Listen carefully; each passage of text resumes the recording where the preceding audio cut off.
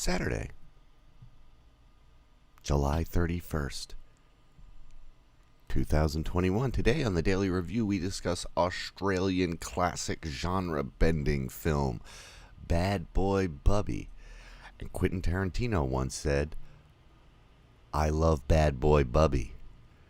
So check it out with your host, me, Joe LaRocca, the greatest show on the internet. Okay, so first of all, shout out to Darren, also known as Doozle Dumbler, I think is his name. He sent this to me. Wheelie-dee-dee-dee. There, that's how you get me to watch a movie. You buy me the Blu Ray in a nice...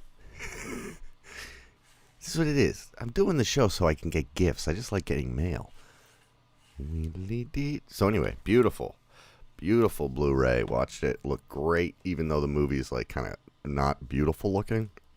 The scan, the 2K scan of it looks great. And there is director commentary with the director and the star.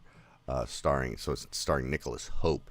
And it's directed by, I think his name is Rolf de Heer or de Heer. I don't know. I'm not 100% sure how to say it. So let's talk about this movie, Bad Boy Bubby.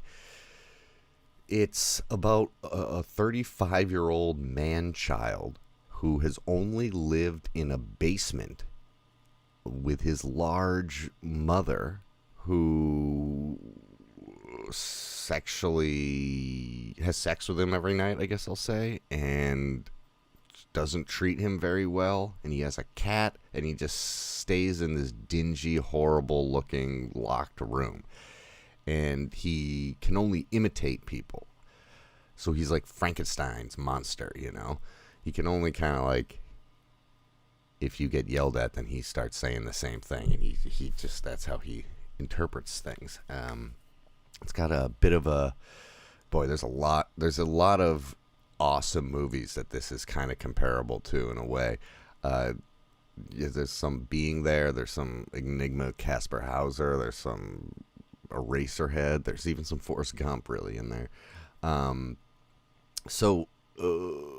Essentially, I don't know how much I want to spoil, but the whole first act is kind of hard to watch. I mean, this whole movie is kind of challenging. It's challenging your sensibilities and what we normally see in everyday society, and in storytelling and entertainment is way more sanitized than what we see here. In fact, this movie deals with mental illness and incest and sexual abuse and economic, political, environmental, religious, social decay, genocide, you know, just a million. There's so many high-minded ideas that you would never think the movie was about in the first 10 minutes.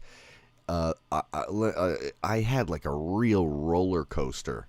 Well, I guess not a roller coaster, but I had an evolution of emotions while watching this. So at first I was like, oh, this is fantastic visual storytelling and audio design. Like, this is what I love about movies, but I don't like this story. It's so slimy and upsetting and sticky and dingy and mildewy and moldy and sweaty that I kind of felt like, oh, maybe the director is just like, what's the most fucked up thing I can make a movie about? How about it's this guy who, like, isn't smart and his mom has sex with him and he kills his cat because he doesn't know any better. So he ends up killing his cat in the like halfway through the first act, and it looks real. What are the laws in Australia in 90? This is an Australian movie, by the way.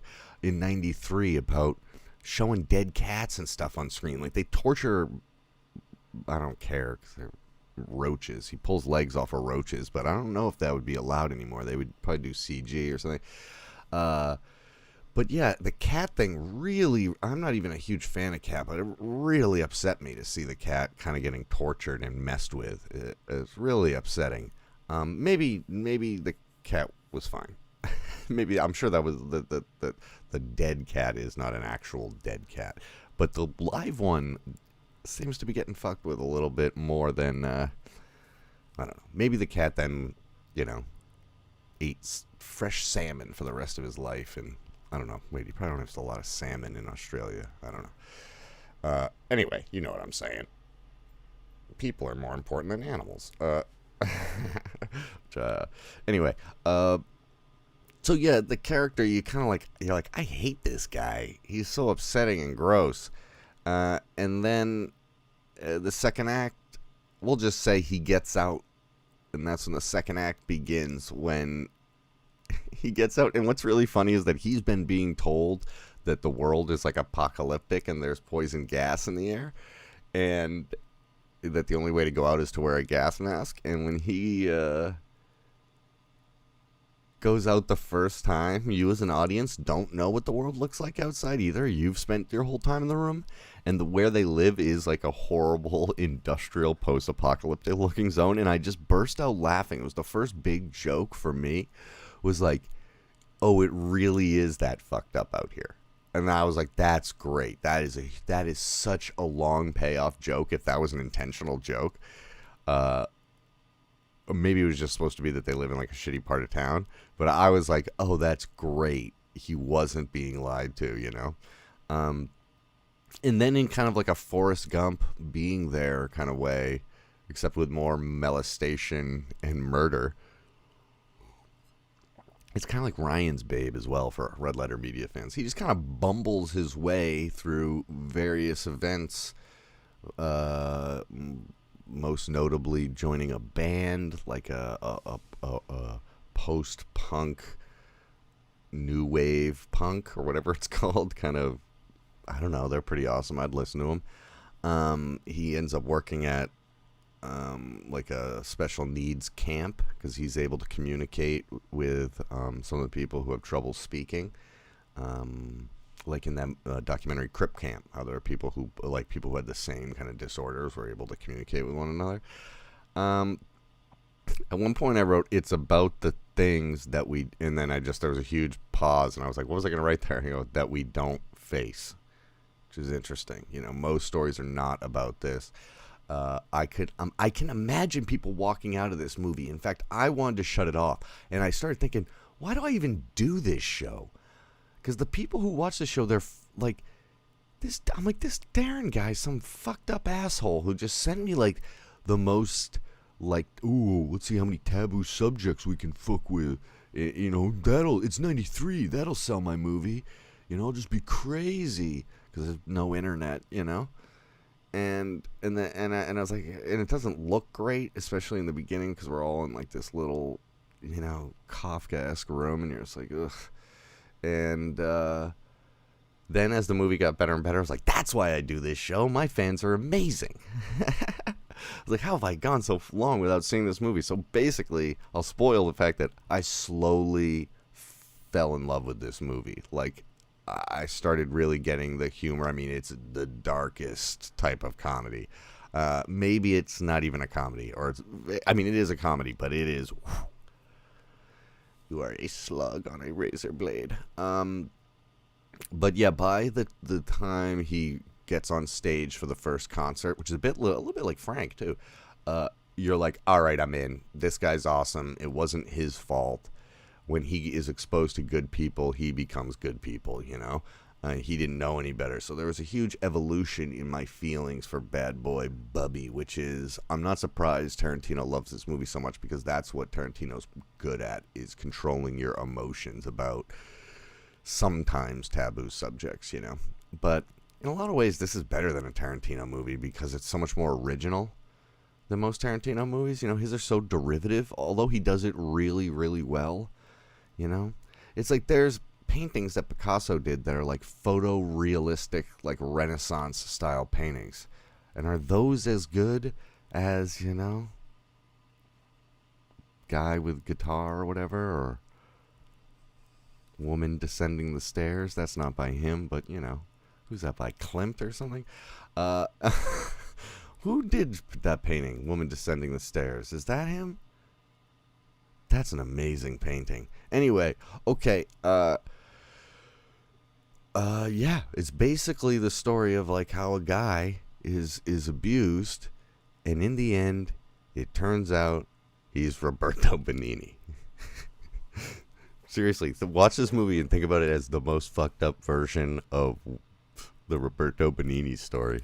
Anyway, I got to give a shout out to Darren for a lot of reasons, not just for being cool, for sending me something, which it makes you a cool person, but also for, specifically picking a movie that I,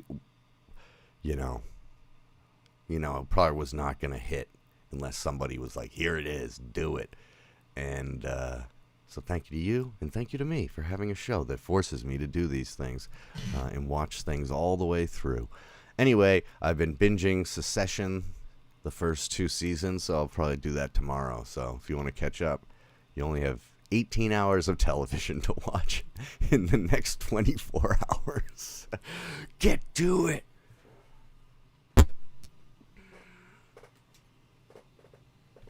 No idea what's going to happen here. No idea.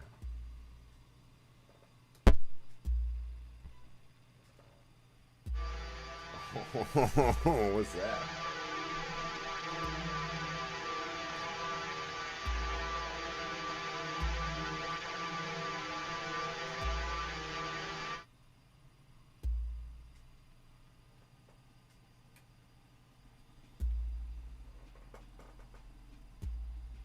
I wanted to show you guys something cool, but it's not working yet. I'll get it working. Hang on. Let me give you the nice camera. Oh, I haven't backed up in 87 weeks.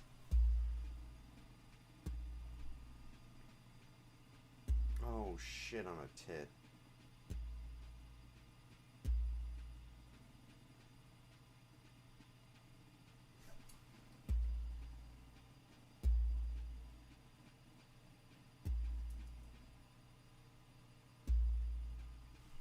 Forget it.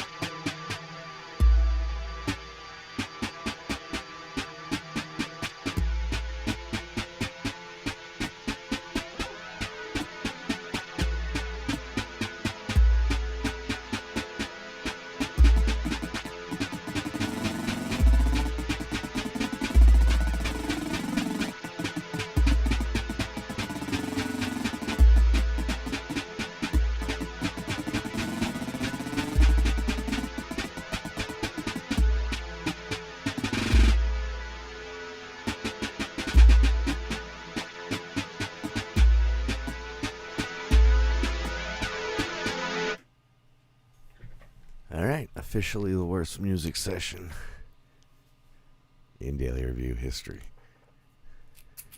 I'll give you a music recommendation. Check out Jim Campbell. Let me make sure I'm getting his name right. I believe it's Jimmy Campbell. Let me see here. Albums. Yeah, Jimmy Campbell, Half Baked, 1971. Amazing album. I've been listening to it a lot. Really good. Vertigo Records. Half Baked. I couldn't stand it, so I had to wait. All right, check it out. Half Baked. Check out Bad Boy Bubby. It's on Tubi for free also if you don't have people from Australia sending you DVDs because you're awesome. Take it easy. Bye. Half Baked.